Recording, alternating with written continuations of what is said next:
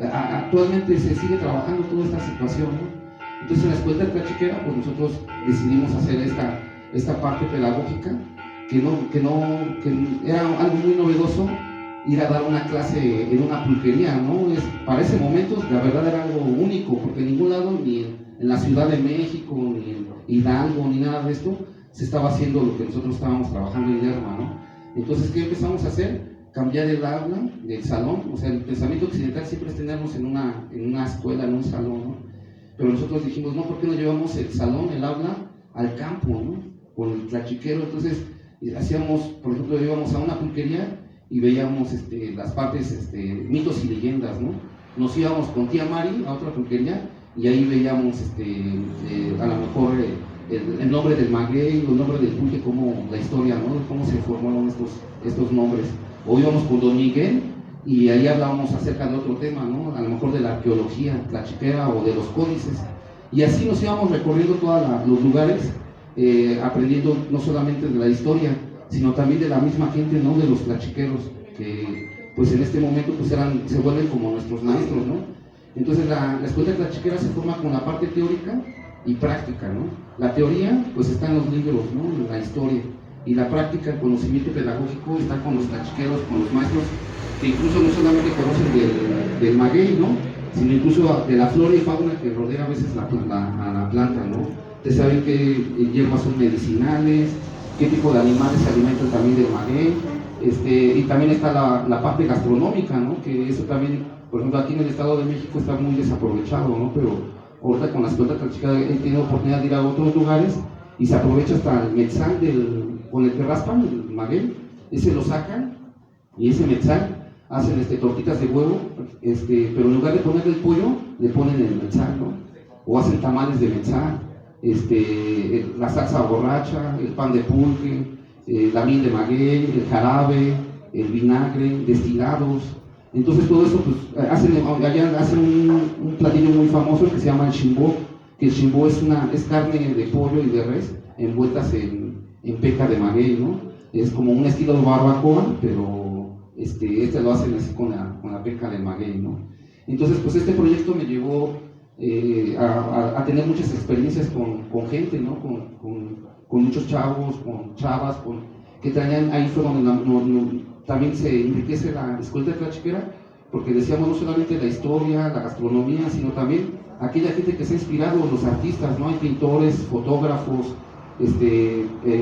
filósofos, antropólogos, cineastas, que también se inspiran, ¿no? El maguey ha sido una herramienta de inspiración, o el pulque, por la historia y por todo esto, ¿no? Entonces, pues, más que todo esto, pues yo quisiera también platicarles un poquito acerca de esta historia, ¿no? Y cuando empezó a aterrizar toda esta idea, incluso se vuelve una materia en la Escuela Nacional de Antropología e Historia, ¿no? Incluso también es la única materia que se da a nivel nacional con este perfil, ¿no? Académico, para aprender de lo que son los tlachiqueros en sí, ¿no? De lo que es la pedagogía ancestral. Y entonces aquí ya en la Escuela Nacional de Antropología pues empiezan a crear otras necesidades, ¿no? Que fue cuestionar la historia misma, de cómo se fueron desarrollando la historia del maguey y del pulque. Entonces, por ejemplo, empezamos con lo que era la arqueología. Empecé a hacer un análisis, ¿no? Porque oímos hablar de los mitos y leyendas, pero siempre nos los venden o nos los transmiten como si estos mitos y leyendas se hubieran escrito en la época prehispánica, ¿no? Entonces, ya estando en la Escuela Nacional de Antropología e Historia, pues me metí a la biblioteca, empezar a analizar un buen de documentos, y pues resulta que no. O sea, todos los mitos y leyendas que conocemos de Mayagüez, de la reina Xochitl, de Quetzalcóatl, fueron escritos en el siglo XVI, ¿no? En la época colonial. Y pues ahí hay muchas revistas que dicen, no, pues la leyenda de Mayagüez, que es prehispánica. Y si hay imágenes de códices, ¿no? Como este códice, el Códice Náhuatl, en donde podemos encontrar a Mayagüez, y ese era el tipo de escritura que tenemos, ¿no? Pero entonces por eso denotamos nosotros ahí en clase, pues que la leyenda era escrita en la época colonial, porque nuestra escritura era a través de los códices, ¿no? Entonces ya empezamos ahí, los primeros registros que nos dice la arqueología entonces, que desde el hombre cazador-recolector, o sea, hace 10.000 años antes de esta era, o 7.000 años antes de esta era, se encontraron restos de gabazos, hagan de cuenta como chicles tirados, y en cuevas, en diferentes cuevas de México y eran las cuevas más antiguas, ¿no? Entonces, por ejemplo, hacen una recolección los arqueólogos de estos gabazos y pues denotan que son de un agave que es el agave salmiana, ¿no? Y aparte notan que tenían molares, esto quiere decir pues que habían sido masticados, ¿no? Entonces los arqueólogos pues hacen una recolección de todas estas cuevas que están en Oaxaca, en Sonora, en Michoacán, aquí en el Estado de México, y pues descubren que era del agave salmiana, lo cual entonces dicen que pues ya desde cazadores recolectores el hombre ya masticaba, ya se alimentaba del maguey. Y luego 7000 años antes de esta era se vuelven a encontrar, pero estos fueron coprolitos, que los coprolitos hagan de cuenta que son como las heces, ¿no? Literalmente las heces humanas, pero que están fosilizadas, ¿no? Y estas también se marcan 7000 años antes de esta era. ¿Qué quiere decir? Que el hombre se comía la penca del maguey, ¿no? Entonces así hay diferentes zonas arqueológicas en Veracruz, ¿no? Se encuentran en el juego de pelota algunas cuestiones rituales en donde se muestra el maguey como vital importancia, ¿no? Como alimento. Está el mural de Cholula, Puebla, ¿no? El mural de los bebedores, en donde se muestra a más de 100 personas cuya única actividad es estar bebiendo pulque, ¿no? Y así se encuentran diferentes vestigios hasta que encuentran el raspador de obsidiana, ¿no? En Guapacalco, en Tulancingo, Hidalgo. Entonces este raspador, el mismo arqueólogo pues se sorprende, ¿no? de la forma que tenía, y era una cuchara y alrededor con todo el filo, ¿no? Entonces él se sorprende de pues ahora sí que de este objeto, pero no le encuentra forma. Entonces él decide como dejar el trabajo de excavación y trae a uno de sus ayudantes y le dice, ¿sabes qué? Esta recolección de obsidiana, llévatela para otro lado. Entonces le dice el personaje, le dice que son raspadores de obsidiana, ¿no? Y le dice el arqueólogo, ¿tú cómo sabes que es un raspador de obsidiana? Y el personaje saca un raspador con el que se raspa el maguey, y pues era un tlachiquero, ¿no? Entonces él dice, el mismo tlachiquero descubriendo su historia. Entonces esta historia, cuando se descubrió, 500 años antes de esta era, entonces el hombre ya bebía el pulque, el ocli, o el Iztac ocli, como le nombraron posteriormente, y era justamente en la época de los olmecas, o sea, justamente en donde va iniciando nuestra civilización o nuestra cultura, y ellos ya sabían raspar lo que era el maguey. Entonces, ¿qué quiere decir? Que con estos hallazgos, pues todos los mitos y leyendas que se escribieron fueron después de que ya había un largo conocimiento, ¿no? del maguey y del pulque, ¿no?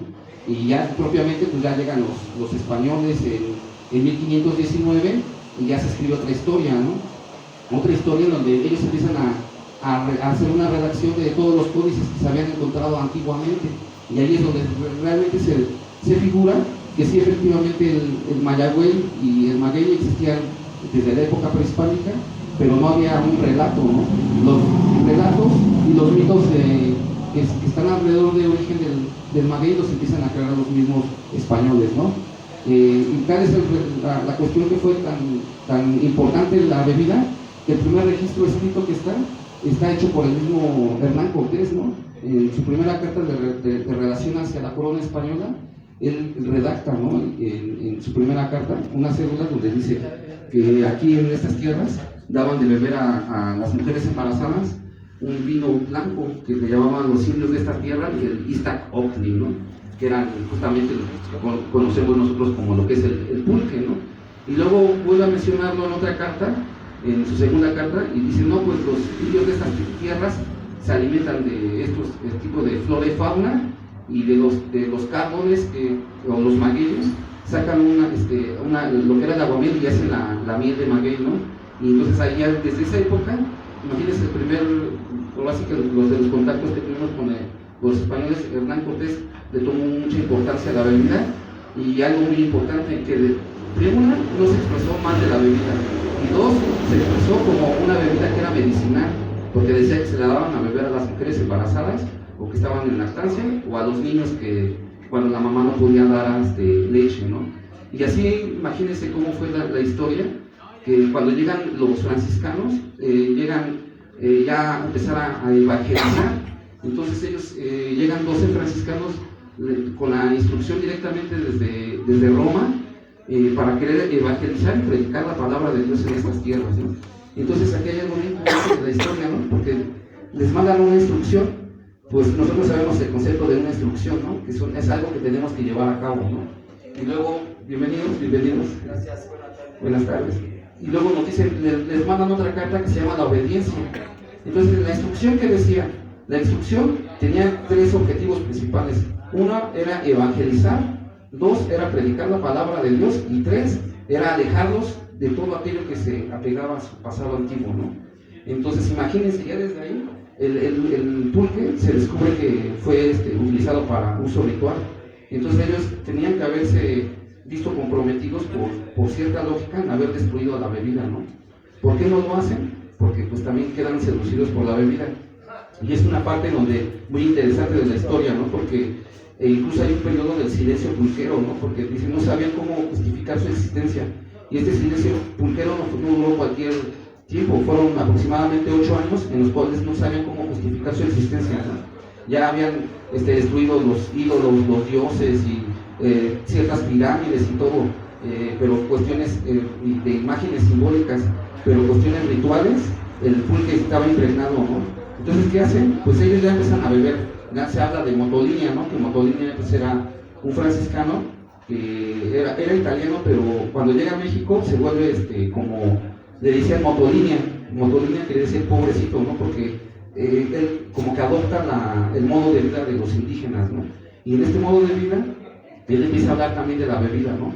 Dice, es una bebida muy medicinal, que todas las medicinas que se prueban en estas tierras las dan a beber con esta bebida, ¿no? Y antes se menciona que esta bebida le echaban raíces. Entonces la bebida elocni, como lo conocemos ahorita, es una bebida pulcra, es algo pulcre, ¿no? Es algo, por eso es el nombre de pulque. Pero antiguamente se le echaban raíces como el peyote, el jicuri, el teolanaca. Entonces todo este tipo de raíces las empiezan a provenir los españoles, pero la bebida no. Y ahí nace propiamente, por así decirlo, la historia también de los curados, ¿no? Porque decían, vamos a curar a esta medicina, pero en lugar de echarle estas hierbas que son del diablo, vamos a echarle frutas, ¿no? Y ya empiezan a hacer como la onda de los curados, ¿no? Y si no es hasta como por 1548 que ya empiezan a ver cómo van a justificar su existencia, ¿no? Entonces decían ellos, igual cito a Motolini, ¿no? Decía que el pulque, el vino de Castilla tardaba más de 4 meses en llegar aquí a la Nueva España. Aparte tardaba 4 meses y venía con el oleaje, venía azotado, ¿no? Entonces sabemos que también el vino pues, es una bebida fermentada que necesita estar en reposo. Y entonces dice, y cuando llega aquí a la Nueva España, es tan poco, somos tantos y es tan poco el vino que se acaba de inmediato, ¿no? Entonces nosotros nos vemos con la necesidad de seguir predicando la palabra de Dios con el vino de esta tierra, ¿no? Porque Dios, nuestro Señor, no deja desapercibido ver nuestro sufrimiento, ¿no? Entonces ellos decían, para poder predicar la palabra de Dios, ya no necesitamos el vino de Castilla, pero al no tenerlo, vamos a poner el vino de esta tierra que era el Iztacocli, ¿no? Y es cuando Sagún empieza a hablar de que a esta bebida se le tiene que rezar, se le tiene como al agua bendita para que fuera algo pulcro, ¿no? Y por eso viene el nombre de pulcre, que es refiriéndose a una bebida limpia, ¿no? Que está, pues se le rezó y todo esto, y de ahí viene por ejemplo el término de pulque. Y es entonces cuando se les permite a los españoles, aquí beber el Iztacocli, ¿no?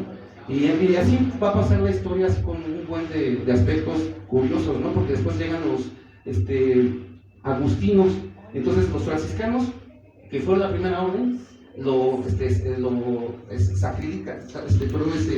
sacrilizan a la bebida, y luego cuando llegan los agustinos la satanizan, ¿no? Porque ya venían con otro pensamiento, ¿no? Ya venían con otras ideas, pero empieza justamente la parte del comercio, ¿no? Porque no solamente venían los agustinos, sino venían la parte de los que iban a colonizar todas estas tierras, ¿no? que obviamente pues venía gente de España, que se les daban concesiones de tierra, y en estas concesiones de tierra se empiezan a crear las primeras haciendas pulqueras, ¿no? Que incluso aquí en el Estado de México, hay una en Santiago Analco, que fue de un ¿cómo se llama? Fue un cacique, pero fue fue un yerno de Porfirio Díaz. Y entonces esta hacienda es una de las haciendas más famosas de esta parte de esta región. pero en el estado de lo que fue Tlaxcala, Hidalgo, en el estado de México, pues se crearon todas las haciendas pulqueras. Entonces ya había dos versiones, ¿no? Por un lado ya los católicos la estaban prohibiendo, pero por otro lado ya se estaba comercializando, ya empezaban las haciendas pulqueras a empezar a ser famosas por la producción de granos, de maíz, de avena, pero principalmente por lo que era el cultivo del maguey. Entonces posteriormente pues todo fue una época del virreinato en el cual pues la bebida sufrió ciertos cambios, como lo que fue la plusvalia, ¿no? Ya en las haciendas pulqueras se empieza a dividir el trabajo para que la gente, pues, unos pudieran sembrar, otros capar, otros se crean los tinacales y seguían la lucha del comercio y la lucha de las provisiones, ¿no? Entonces fueron, en todo el virreinato por lo menos fueron 3 siglos de explotación, ¿no? Hasta que llega la parte de lo que fue la independencia de México, que ahí es donde también la parte de importancia que tuvieron las pulquerías fue de vital relevancia, porque dicen que en estos lugares pues la gente se reunía a hacer conspiración, ¿no? Y aquí también se habla del papel de la mujer, que fue muy importante, ¿no? Porque decían que las mujeres eran la distracción de los soldados. ¿Qué hacían las mujeres? Pues hacían bebidas con el pulque, pero los metían quizá otras bebidas más fuertes para que la gente, pues los soldados perdieran el sentido, ¿no? Y ellos ya pudieran meterse en las pulquerías y hacer sus tertulias, y ahí se empezaron a crear las primeras conspiraciones hacia la independencia de México. Desde 1808 a 1810 el papel de la mujer la mujer fue la que originó la independencia de México, ¿no? Ya posteriormente pues ya se vino otra etapa de la historia de México, en donde se menciona que esta etapa fue muy cruel, ¿no? Porque lo que menciona la historia es que la independencia de México lo único que significó fue el cambio de poder, ¿no? De unos ricos, de españoles, a ricos mexicanos, ¿no? Entonces fueron otros 100 años en los cuales pues empezaron a llegar otros extranjeros como Alexander Humboldt, empezaron a hacer registros como Faino de la bebida, y empieza el desprestigio. Empezaba en 1810 a 1840 empieza a llegar la cerveza, ¿no? Las cervecerías, y justamente aquí todo lo que fue esta región de Toluca y todo esto empezaban a vislumbrar que pues eran muy aptas por las zonas lacustres, ¿no? Para hacer este tipo de aspectos que eran la industria cervecera, pero también vendían el vino, venían otras bebidas de Europa, pero nunca lograron tener una competencia con el pulque, ¿no? De 1840 hasta 1880, que termina el Porfiriato, es cuando empiezan a crear los mitos de empezar a decir que la bebida era sucia, que era denigrante, y que pues que era de mal gusto, ¿no? Empiezan a lanzar una campaña de desprestigio que fue fatal, ¿no? Para la industria pulquera, pero ni aún así con estas difamaciones que hacían logró perder el lugar el pulque, ¿no? Sino es hasta 1902 que llegan los alemanes, y ya los alemanes llegan con otra perspectiva, llegan con el refrigerador, ¿no? Y entonces ya el refrigerador ya le cambia la tonalidad al comercio, ¿no? Porque entonces ahora sí la cerveza ya era algo novedoso, porque era una bebida fría, y el pulque pues por lo regular pues es una bebida que se toma al tiempo, ¿no? Es una bebida que por tradición pues se toma hacia a la intemperie del ambiente, ¿no?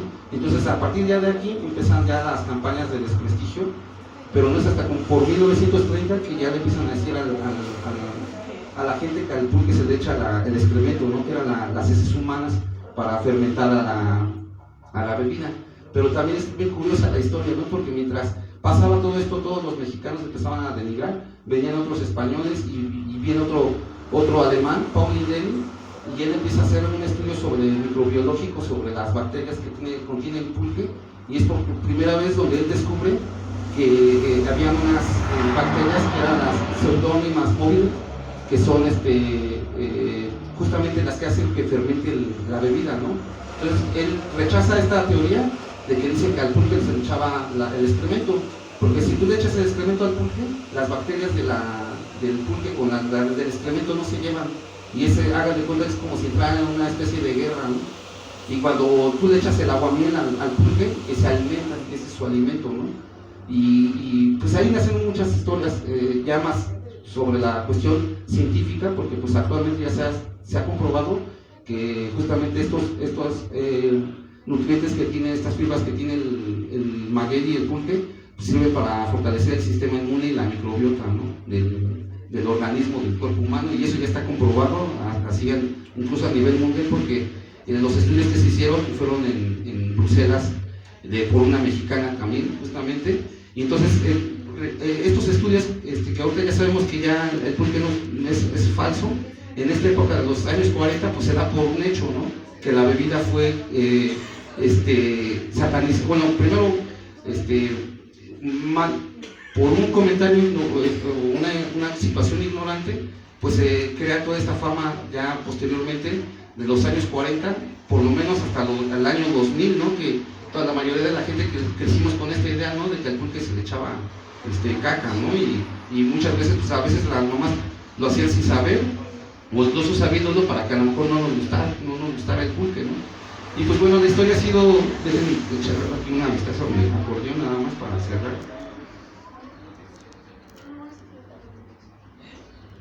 ¿Puedes preguntar algo Igual también si tienen alguna pregunta, lo que sea, si no la contesto,